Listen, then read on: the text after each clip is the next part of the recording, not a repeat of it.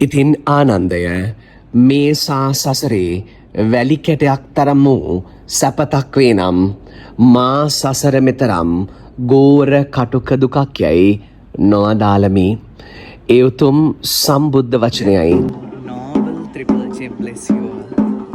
මගෙම පින්වන්ත කල්යාණ මිත්‍රවරුනි, අති උතුම් මහා ශ්‍රී මහා බෝධීන් වහන්සේට, මහා අති උතුම් සර්ණවාලී සෑ රජුන්ට, රුවන්වැලි මහා සෑයට සිදු කරා වූ මේ අලංකාරවත්වොත් සුවඳ වූත් පාරිශුද්ධ වූත් මල් පූජාව පින්වන්ත නුඹ නරඹමින් ඉන්නවා.